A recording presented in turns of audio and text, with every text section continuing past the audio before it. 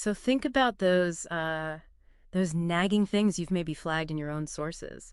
You ever feel like you're just stuck living with problems that seem like they should be solvable? Oh, definitely. Maybe it's a work process that's just always felt clunky or, a personal habit that isn't helping.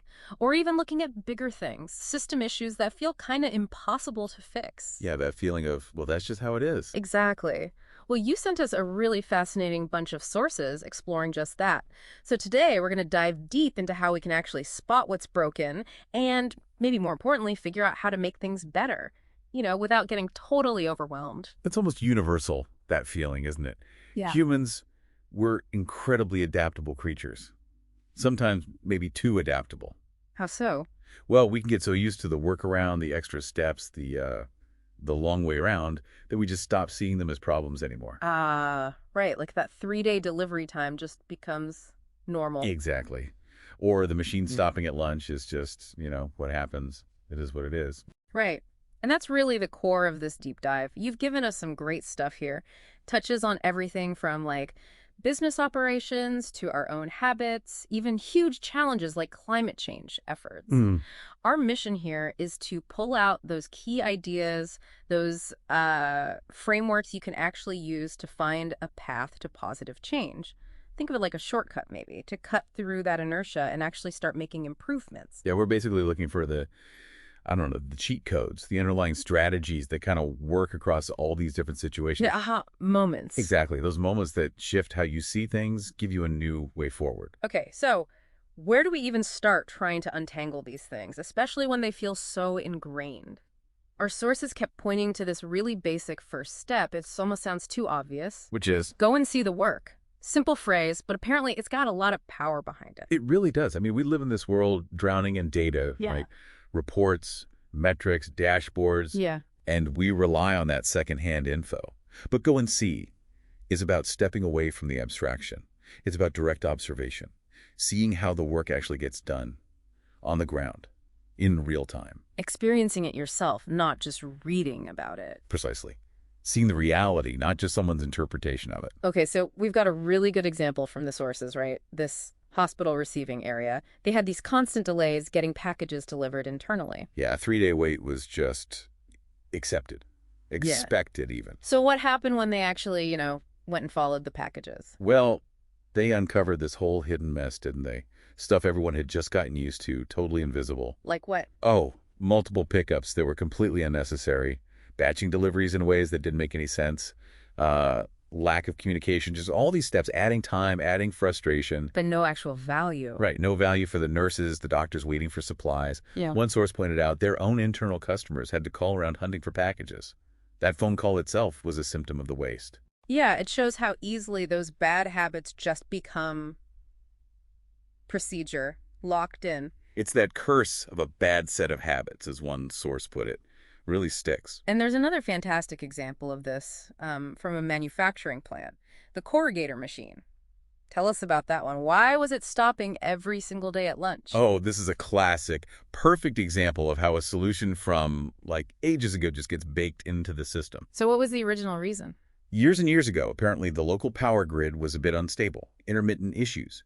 So, as a precaution, they started shutting down the main corrugator during the lunch break every day. Okay, makes sense then. Right then. But the power issues, they've been fixed for ages, a long, long time. Yet the shutdown just kept happening. Why? That's the way we've always done it? Bingo. New hires were just told lunchtime corrugator stops. Nobody asked why. Nobody questioned if it was still necessary. Wow. It really makes you think, doesn't it? How many other things like that are just hiding in plain sight? Practices that made sense once, but now. Right. It's like no one hit the pause button and asked, hang on, does this still serve any purpose? And the source contrasts this going and seeing with, I love this term, guessathons in conference rooms. Uh-huh. It's perfect, isn't it? It just nails those meetings where big decisions get made based on, what? Assumptions, gut feelings. Or just whoever talks loudest. Yeah, exactly. Without anyone having a real clue about how the work actually happens on the floor. There's a great quote in there, something like, smart people will always find smart reasons for their guesses. But that doesn't mean their guesses aren't guesses. Yeah, I remember that. It's a nail on the head. So if we're avoiding these guessathons, what's the alternative? instead of just assuming from our desks. Well, the sources are really clear here. You've got to talk to the people actually doing the work, the ones on the front lines. And the customers too, right? Absolutely. The end customers. They're the ones who live the reality every day. They know the frustrations. They know where the roadblocks are. So you just ask them. Yeah. Ask open-ended questions. And then this is key, really. Listen, the people doing the job, they'll almost always tell you exactly what the problems are. Often they even know the solutions. It's about getting that unfiltered view, that medium of reality, as one source called it, immersing yourself. And this isn't just for businesses, is it? There was that interesting little mention of shadow a student. How does that fit in? Oh, yeah, that's another great way to just get a totally different viewpoint. Imagine spending a whole day just following a student. Seeing things through their eyes. Exactly. Classes, hallways, lunch, interacting with teachers. An educator doing that would get such a deeper, more empathetic understanding of what that student's day is actually like. Yeah, you'd probably uncover things, frustrations maybe, that would never come up in a meeting or a survey. For sure. Things you just wouldn't see otherwise. Okay, so step one. Ditch the assumptions. Get out there. See the reality. Now, the outline moves us to something a bit more conceptual, maybe? But just as important, consider the goal of the goal. Right?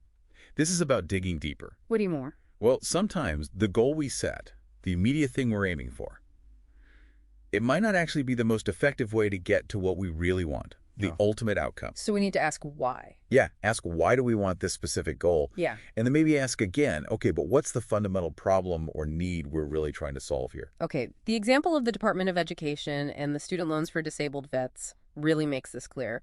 What was their first goal? Their first thought was, okay, let's make the application process for loan forgiveness easier for these veterans. Seems logical. Right. But then the leadership kind of stepped back. They looked at the bigger picture. And they realized the real goal, the goal of the goal, wasn't just an easier application. It was about improving the financial security, the well-being of these people who'd served the country. And that led to a different solution. A much more powerful one. They shifted to proactively finding the eligible veterans and just forgiving the loans automatically. No complex application needed. Wow. That's a huge shift. Huge. Gets right to the core need. There was that snag, wasn't there? With how they initially told the veterans, that kind of highlights the human side of things. Oh, absolutely. The notification letters. They came on the letterhead of the loan servicing companies. Oh. Yeah. Companies many veterans already had negative feelings about or distrusted. And the letters pointed them to a website that wasn't even a .gov site. So it looked sketchy. Exactly. It triggered suspicion, distrust, which totally undermined the goal of getting more vets into the program. It just shows, even with the best intentions, you have to think about the context, the perspective of the people you're trying to reach. Yeah, definitely. This whole idea of picturing the desired end state, it connects to that miracle question mentioned in the sources, right? What is that exactly? The miracle question, yeah. It's often used in, like, solution-focused therapy. It's pretty simple, really. How does it work? You basically ask someone to imagine, okay, tonight, while you're asleep, a miracle happens, and the problem that brought you here is completely solved. But you don't know what happened. When you wake up tomorrow morning, what's the very first small thing you'll notice that tells you the miracle occurred? Huh. So focusing on the after, the small signs of success. Exactly. By painting this really vivid picture of that desired future, even the tiny details, it helps people identify concrete, actionable steps. Your sources call leverage points, maybe? Things they can actually do to start moving toward that future. And we have that example of the couple in therapy using it, Elaine and Felix. Right. They were struggling. Ask the miracle question. Elaine pictured Felix looking up from his book, smiling, greeting her warmly when she got home. Okay. Felix imagined them actually making plans together. Maybe Elaine not spending the whole evening on the phone with her sisters. So small things, but meaningful. Very specific, tangible things. And those details revealed their deeper needs connection, shared time. That was the real goal of their goal for therapy. And those became the leverage points, the things they could actually start working on right away. It's amazing how focusing on the ideal future reveals such practical steps. The source mentioned using it at work, too. How would that play out? Oh, it could be super useful for getting a team on the same page. Say a company decides, we need to be more innovative. Okay, great. What does that mean? Right, it's vague. Totally vague. But use the miracle question. Ask different departments. If we were miraculously more innovative tomorrow, What would you actually see people doing differently? What would be different in your daily work? Ah, so it forces people to get concrete. Yeah? It reveals different interpretations, helps build a shared, tangible picture of what innovative actually looks like in practice. Moving beyond just the buzzwords to what success looks like, it reminds me of the New Year's resolution example, too. Just saying, I want to get fitter. Well, that's not very helpful, is it? Yeah. Not really, no. It's fuzzy. But if you describe what fitter means to you. Like, I can walk up those stairs without getting winded. Exactly. Or I can fit into those jeans again. Then you've got a much clearer picture of the real goal, the goal of the goal. And it makes it way easier to figure out the steps walk 3 times a week, cut back on snacks, whatever it is. Okay, so we've covered seeing the work and understanding the real goal. Now let's shift gears slightly to something more positive sounding. Study the bright spots, looking at what's already working. Precisely. Instead of just fixating on problems, on what's broken, this strategy says, hey, let's actively look for and analyze our successes. Find those pockets where things are going really well, the bright spots. Why? What do we get from that? Because those bright spots often contain existing leverage points, things you're already doing, maybe without realizing it, that are getting great results. Then you can figure out how to replicate that, scale it up, apply it elsewhere. The story about the Air Force and the pilot cockpits is a great example of this, challenging that whole idea of the average pilot. Oh yeah, that's a fantastic illustration. For decades, they designed cockpits based on the average measurements of hundreds, maybe thousands of pilots. Seems logical. Yeah. But in the 1950s, a team realized something crucial. Pretty much no single pilot actually matched all those average dimensions. Not one. Seriously, nobody was perfectly average. Nope. Someone might have average arm length, but shorter legs, or a longer torso, but average reach. The average pilot was a myth. So what did they do? It led to a total rethink. They introduced adjustable features. Pedals you could move, seats that went up and down, forward and back, adjustable straps, Yeah. tailoring the cockpit to the individual. And the result. Big improvements in pilot performance, safety. It just shows how relying on averages can totally hide the important variations and stop you finding better solutions. Yeah, it really shows the limits of just looking at the average, doesn't it? The source connects this to organizations too, saying averages are okay for tracking trends, maybe, but terrible for diagnosis. Exactly. An average might tell you customer satisfaction dropped, let's say, but it won't tell you which customers are unhappy or why. To find those leverage points, those bright spots even, you need to look beyond the average. Look at the outliers, the places where things are going unusually well. Like the Gartner example, the consulting firm studying their best performers to improve client retention overall. Right. Gartner had an issue with keeping clients, so instead of just, brainstorming in a room, Another guess-a-thon. maybe. Instead, they went specific. They studied their bright spot performers, the partners who were just really, really good at keeping clients happy and signed up. And what did they find? What were the bright spots doing? They identified specific things these top people did consistently, like having a really clear, defined daily process for how they interacted with clients, being super proactive with communication. Ah, so concrete practices. Yep. And those became the leverage points, things the whole team could learn from and adopt to lift retention across the board. So it's like finding the secret sauce that's already working somewhere in your system and then figuring out how to share it around, like bottling the lightning. That's a good way to put it. Another really cool bright spot story was about animal shelters and that return to field idea for feral cats. Seemed kind of counterintuitive at first. It really did. But it's a brilliant example of how a fresh perspective, maybe someone not steeped in the way things are done, can unlock something powerful. So what was the problem they were facing? Overcrowded shelters, tragically high euthanasia rates for cats, especially feral ones that weren't easily adoptable. And the standard approach wasn't working. Right. Then someone relatively new to the system asked this really simple, almost naive question. Why can't we just trap them, get them fixed, vaccinated, and then put them back where we found them? Instead of trying to keep them all in the shelter. Exactly, which led to these return to field or TNR, trap neuter return programs. Trap the feral cats, spay or neuter them, vaccinate, and release them back into their territory. And that worked. It was a bright spot that solved multiple problems. It reduced shelter intake, which meant less crowding and lower euthanasia rates. It helped control the feral population more humanely over time, reduced disease spread, and freed up shelter resources for the truly adoptable animals. Wow.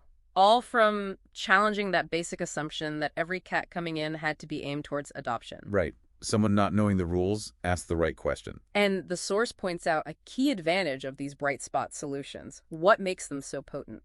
The big advantage is proof of concept. You know it can work because it is working, at least somewhere, within your own system or context. It removes the doubt. Yeah, it shifts the conversation from, is this even possible, to, okay, how do we do more of this? How do we scale it? You're leveraging existing strengths, building on proven success. Okay, that makes a lot of sense. So we've got go and see, goal of the goal, study bright spots. Next up is a strategy that sounds more focused. Target the constraint. What's a constraint here? Think of a constraint as the main bottleneck, the single biggest thing holding you back from reaching your goal right now. The choke point. Exactly. The one factor that, if you could fix it or improve it, would give you the biggest boost in performance for the whole system. The Chick-fil-A drive-thru transformation is probably the most famous example of this, right? Everyone's seen it. What was their big constraint? Oh, yeah. Their main headache, especially at peak times, was just the sheer number of cars.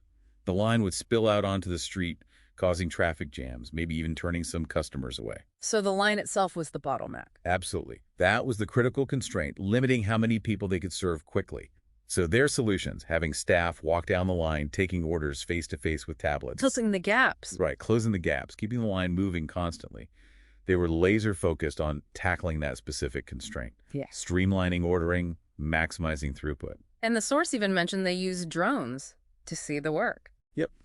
A perfect high-tech example of going and seeing the work from like 1,000 feet up.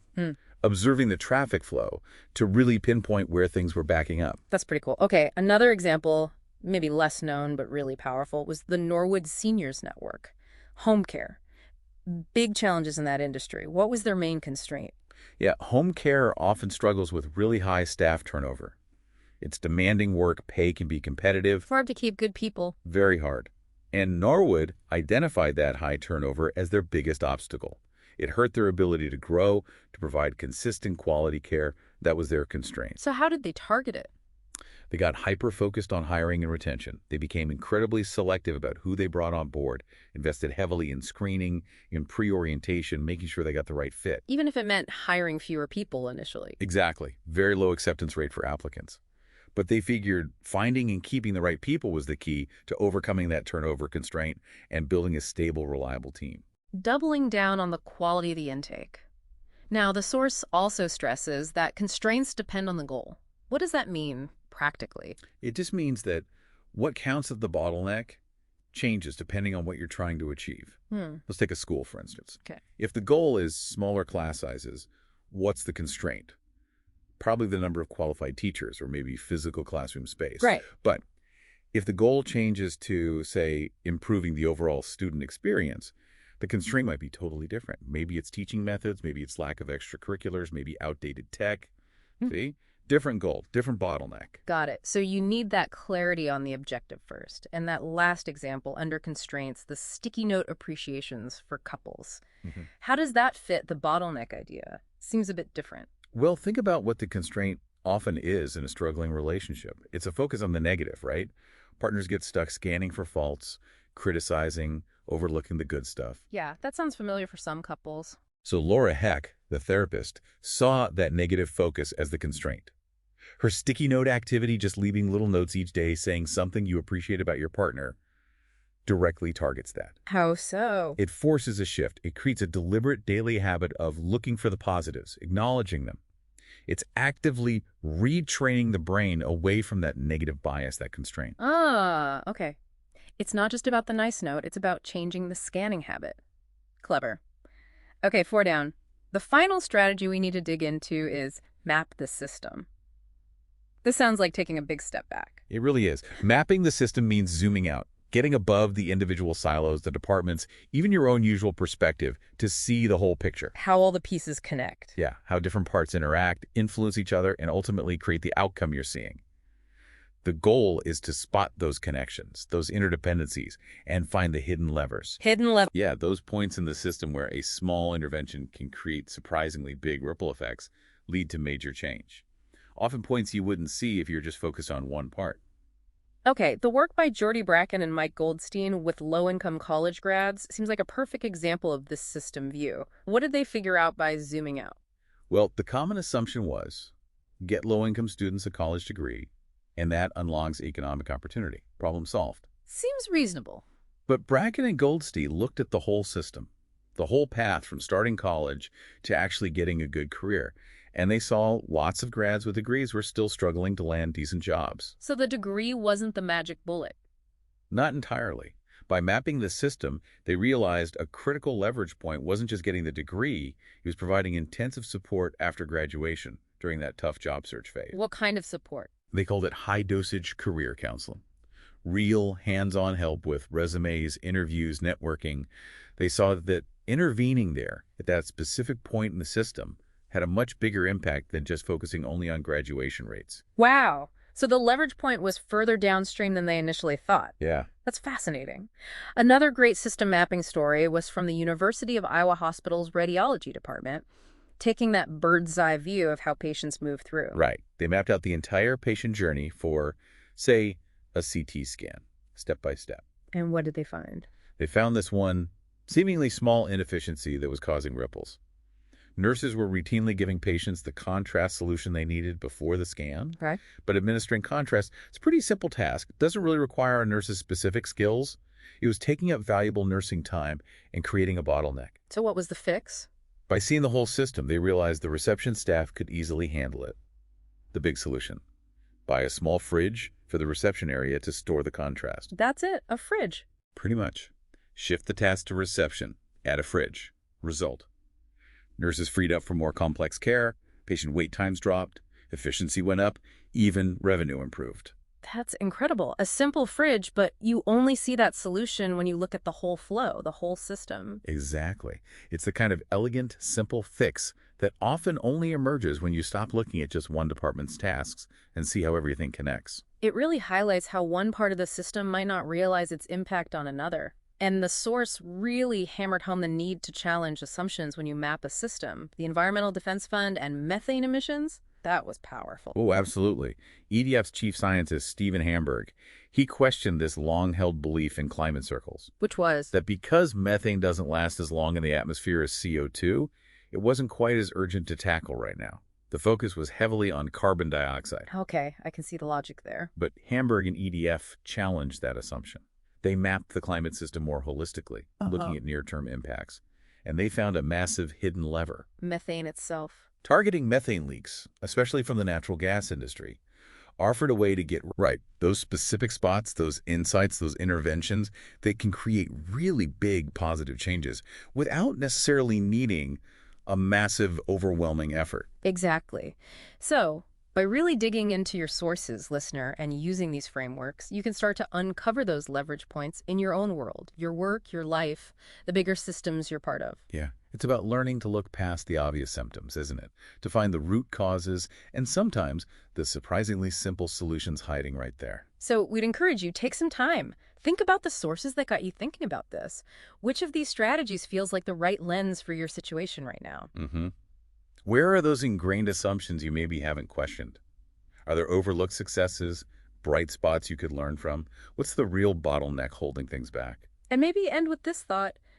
How could a small shift in how you look at things, or one seemingly tiny action you identify using these methods, lead to something unexpectedly big? Yeah, think about just following that package in the hospital, or the focus shift in the Chick-fil-A line. Small insights, huge transformations. It's often those subtle things, isn't it? We genuinely love to hear if you have any of your own aha moments using these ideas, or any questions that pop up as you keep exploring your sources.